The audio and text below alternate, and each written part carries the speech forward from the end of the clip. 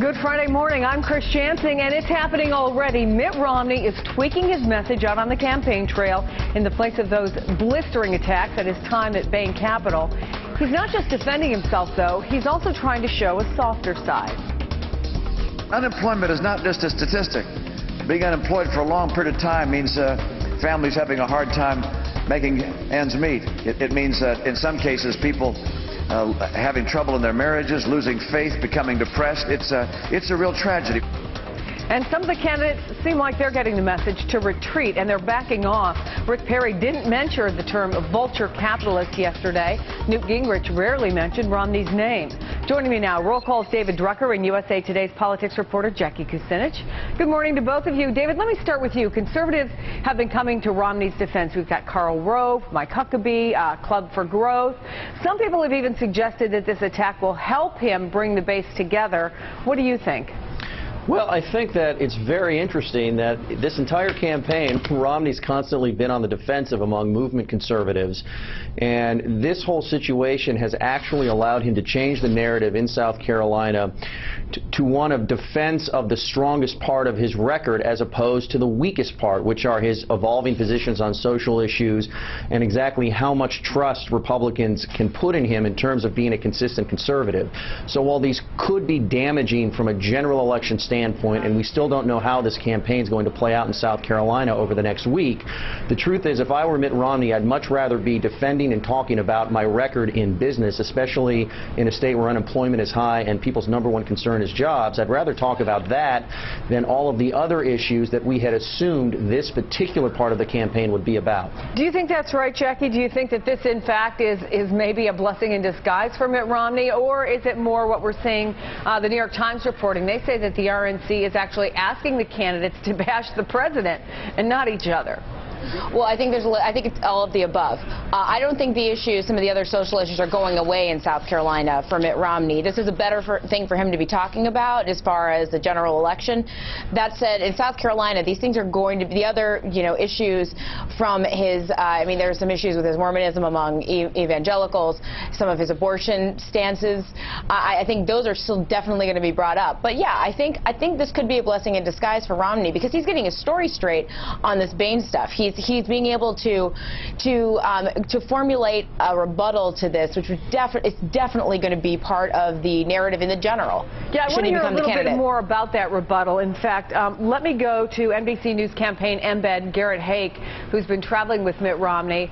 Garrett, we talked on this program for the last couple of days about how the Romney campaign was essentially blindsided that these attacks were coming from Republicans instead of Democrats. But you're seeing him do these adjustments on the campaign trail, right?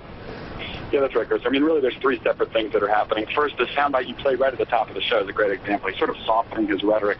Normally, he talks fairly dispassionately about job losses and creative destruction and that kind of thing. And now you're hearing him start to say, look, this is an example of a personal tragedy when somebody loses their job.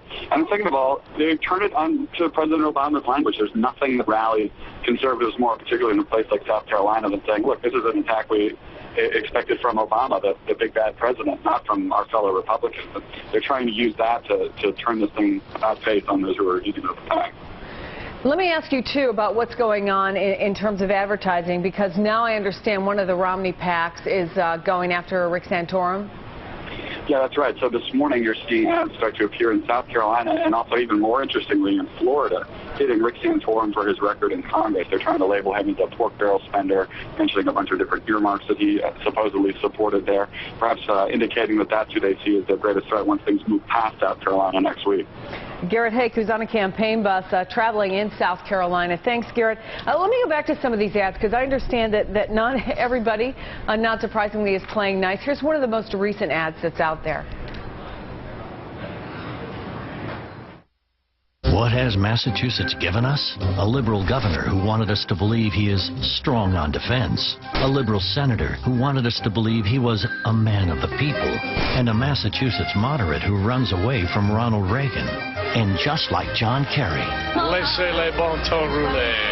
He speaks French, too. Bonjour, je m'appelle Mitt Romney. But he's still a Massachusetts moderate. Boy, that phrase, obviously, coming from the Newt Gingrich campaign, not exactly positive there, David. Do you think that these kinds of ads have been effective?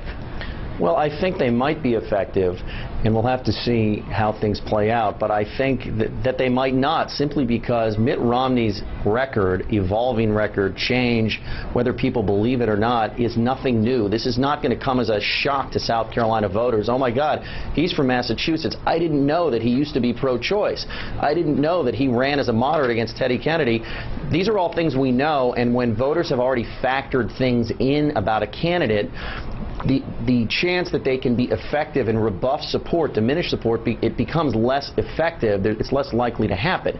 However, now that Mitt Romney is being beaten up hard by all of the candidates for the first time in the campaign, as opposed to them just beating up on each other to be the not Romney, we're going to have to see if he can take these punches and survive. How long is this Bain thing going to go on, do you think, Jackie? The Obama campaign is putting out a memo picking up on some of the attacks, including one from a guy who worked with Mitt Romney at Bain, and he's quoted as saying, "I never thought of what I do for a living as job creation. The primary goal of private equity is to create wealth for your investors." It seems like at least now this has legs, but will it continue to? I think it will until the Romney campaign really gets a solid answer, much like he did on health care, until he was able to say, yeah, that was great for Massachusetts, but I don't think it would be good for the rest of the country. Until they get an answer kind of like that on Bain, I think you're going to keep seeing stories pop about this. I think the most damning thing in that Gingrich thing is that he speaks French. I mean, I think the South Carolina voters just say, what? He speaks French? I mean, that just seems like kind of it just seems kind of like a silly turn for that. French, Mandarin, Spanish, they all just don't quite sound right, comfortable in their next language. Jackie Kucinich, David Drucker, thank you. Have a good weekend. Well, thank you. Besides